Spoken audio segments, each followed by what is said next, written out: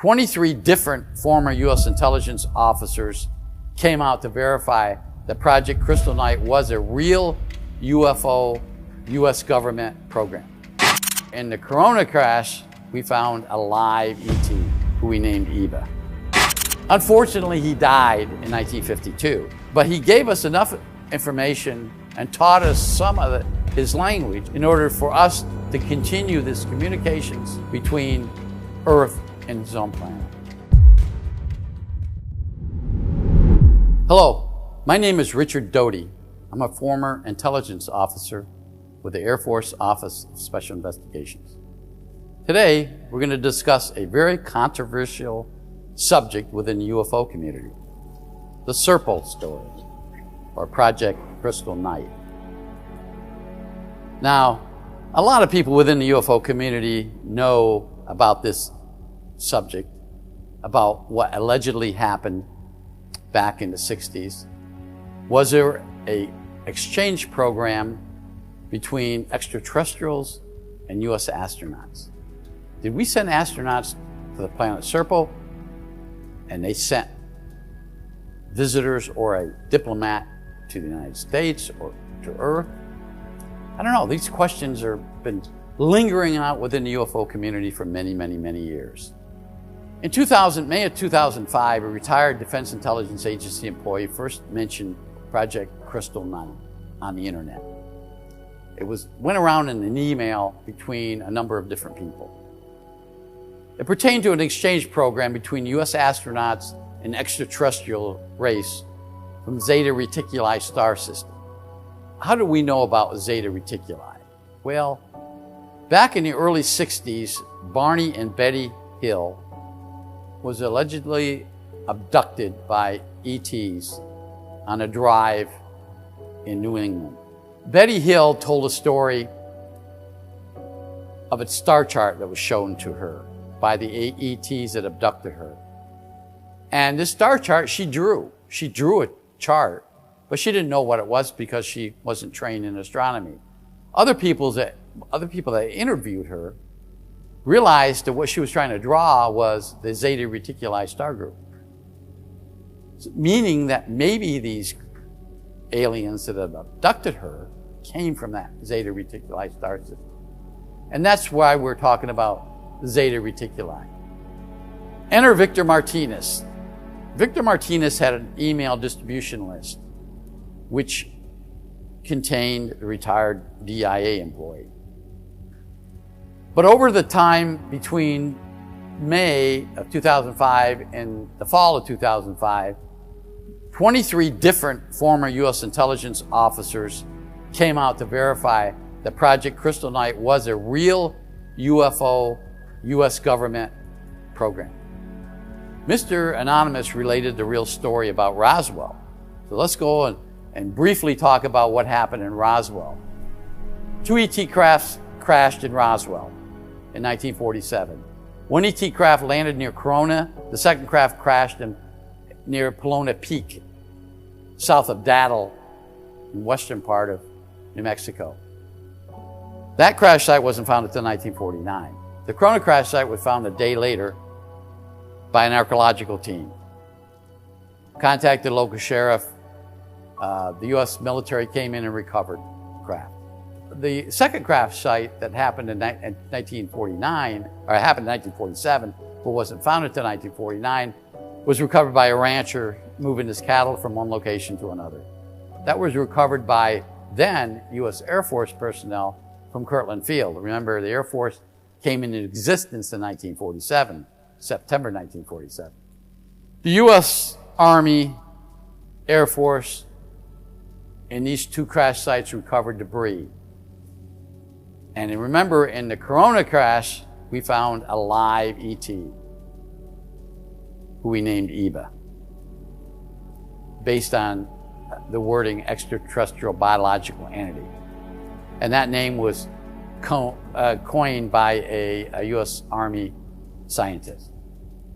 The live ET was transported to Los Alamos Laboratories, which at the time was the safest and the most secure place on Earth. Communications were established with Eva. EBA provided us with advanced communications and other technology from the craft. A communications link was established between Earth and EBA's home planet, which the U.S. intelligence agency called Serpo. Now today, I'm going to tell you exactly what Serpo means. I don't think this has ever been disclosed before. Secret Extraterrestrial Remote Planet Operations, and that was coined by the Defense Intelligence Agency. EBA civilization created a method to communicate faster than light speed. Now, I don't have time in this presentation to explain the technical methods of communications faster than the speed of light. How do we do that? Remember, the speed of light is a distinct speed, 186,000 miles per second. But somehow, the ETs found a way to move the communications faster. EBA wanted to set up the process in order to get back to his home planet. Remember, he was in the Corona crash site. He was recovered. He was being cared for by us, U.S. Army, Air Force back then. But he missed home. He wanted to go home. Unfortunately, he died in 1952. But he gave us enough information and taught us some of his language in order for us to continue this communications between Earth and his own planet. And I believe the time frame between sending a signal and getting it back was approximately 9 months. Now remember, Serpo was in a Zeta Reticuli star group, which was 37.9 light years away.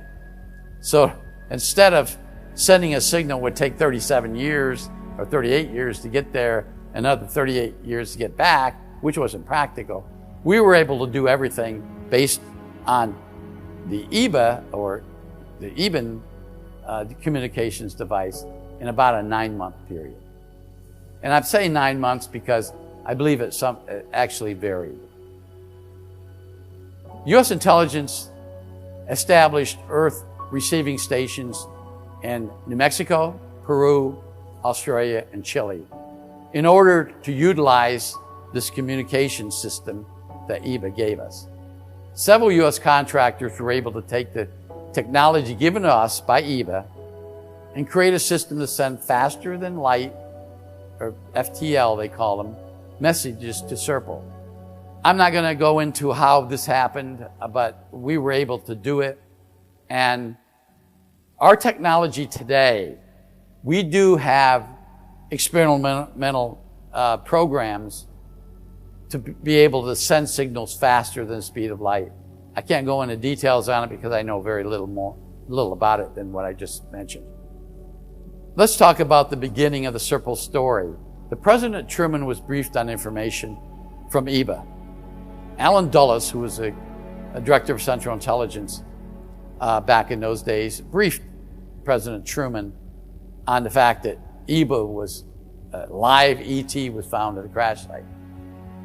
Later on, President Eisenhower formed a special commission of space scientists which controlled the information that we collected and the distribution of the collection of the data. We maintained this and we circulated it throughout the government in a very secretive way. This group of people were later called MJ, or the Majestic 12. However, I believe technically there were more than 12 involved in this program. I believe there were something like 20 and possibly as many as 30 people involved in this MJ or Majestic program. The plan that this MJHO group allegedly created involved selecting a group of U.S. military personnel who were totally cleared of any past life obligations, such as marriage, family ties, etc. The group would be trained in a total classified environment. And the group would be divorced from the military records. We call that sheep dipping. It occurs today. people who are brought from the outside into the military and sent on special assignments, deep cover operations. Their identity is wiped clean or we call sheepdip. The group would receive special training for the space travel. Once a group was selected, they would be totally isolated from human contact until the mission. Now, allegedly, according to what DIA officials and these people that were leaking this information to Victor Martinez and others, talk about how these teams were trained, where they were trained. And they differ, the training was differed based on who was reporting this information. But according to Mr. Anonymous, the team trained for 42 months. The training took place at classified locations throughout the world. The mission called for the team to take approximately 90,000 pounds of equipment, including weapons and supplies that would last several years. The mission to planet Serpo would last 10 years, but we didn't know the time periods involved or the time system on the planet Serpo. So the mission could actually last longer because the rotation of the planet Serpo was different than the rotation of Earth. We have a 24-hour clock. The Serpo had a different type of clock. However, the project directors could not determine exactly how long this would last, so they estimated this could be as long as 20-year mission. In 2005, Anonymous came forward at a UFO convention in Laughlin. He privately provided several key officials with names and details about 3 survivors who returned from Serpo mission. Now, that shocked everyone at the convention. This person, who we verified was a Defense Intelligence Agency employee, he served with the Defense Intelligence Agency for over 30 years. He gave us the names, the actual names of 3 survivors. And we were going to be able to interview the 3 survivors. Joseph Yeager claimed to be one of the former mission directors for Project Crystal Night. Now, people within the UFO community know the name Joseph Yeager. He spoke before at conventions, UFO conventions. He had spoken on some podcasts. Some YouTube videos are still probably out there with his name on it. Years ago, in the beginning of the internet, beginning of websites, beginning of podcasts, he was interviewed by Art Bell back in about 92 or 93. Not mentioning Project Serpo back in those days, but he did mention one particular UFO researcher found a mention of Project Crystal Night back in the 1990s. Yeager provided 600 cassette tapes allegedly made by the team commander during the journey to Serpo and while on the planet Serpo. Now, here we have 600 tapes recordings of the team commander. Were these tapes real? Did they contain extraordinary information about the planet, about the space travel from Earth to the planet Serpo, which, according to some, took about 9 months? Remember, the planet was 37.9 light years away from Earth. In Earth terms, even if we were traveling the speed of light, it would take us 38 years to get there. But the Ebens had some sort of method to travel that distance in only 9 months. Obviously, faster than the speed of light, or through some type of wormhole. How was that done? Well, Yeager also provided a mission log allegedly made by the team commander. The log contained 1,800 pages of notes from the alleged mission to Serpo. Victor Martinez created a website which was in existence until 2020. which detail everything that occurred regarding the Serpo story. Again, the website has been taken down, but during the time the website was up, which is about 15 years, it contained cassette recordings and the mission log, telling the readers or the listeners exactly what happened during that space journey. It's an extraordinary tape. The tapes are extraordinary to listen to, and the logs are quite unbelievable to read. Everything that they experienced, the anomalies of space travel, the sicknesses contracted, the death of one of the astronauts en route to Serpo. All these things were detailed in this log and on these tapes. Now, where are these tapes today?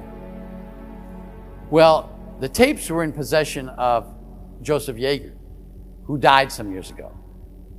So unfortunately, we haven't been able to locate the tapes, but we have a good idea where they are. Where would you think they would be? Well, the DIA figured that they shouldn't be out in the public anymore. So they were probably obtained by the DIA and sent back to Washington, DIA headquarters at Bowling Air Force Base, locked up in somebody's safe. Now, there are people out there who will claim that this mission was actually a disinformation campaign created by the United States government to fool the Russians or the Soviets back in those days. Now, stop and think. If the Russian government knew we were in contact with extraterrestrials, or we or the extraterrestrials were cooperating with the United States, especially the United States military, in providing information, maybe weapon systems, space travel techniques, or propulsion systems, it would fool the Russians into thinking, wow, the United States are or is that far ahead of us in technology, or could be that far ahead of us in technology. That's a possibility. Maybe this was a disinformation campaign. Maybe this was a highly planned deception, military deception operation, which the military calls, the civilians would call it disinformation campaign. Maybe this happened. But stop and think about it. Do you think the government would spend the time to create 600 discs, tapes, recordings, logs, 1,800-page logs? These 3 survivors who were interviewed by some key officials, such as Wendell Stevens, Robert Dean, even Art Bell, even myself. I sat down in a room with one of them, the commander. He was sick. He was over 90 years old. He had cancer several different times, and it had been cured, but he was just really old. He sat there in a room with us, with some others, talking about the mission, verifying that it happened, at least to us. I mean, he is just one person. He has evidence. Do we want to believe him? There's a lot of parts of the Serpo story that is truly believable. But then again, there's a lot of other parts to it that's just not believable. The science, I'm not a scientist, but the science on Serpo would defy our science, would defy our physics. Now, and Serpo is in our galaxy. So all physics in our galaxy should be the same. Now, I understand that there's scientists out there, including some really top scientists, one I used to work for, Dr. Hal Puthoff, that said if you go to another galaxy that spins differently, it's not a spiral galaxy, maybe the physics is different. But Serpo's 37 light years away, or within the Milky Way galaxy. So all physics should be the same. So why would physics be different on Serpo, which was reported by these alleged survivors?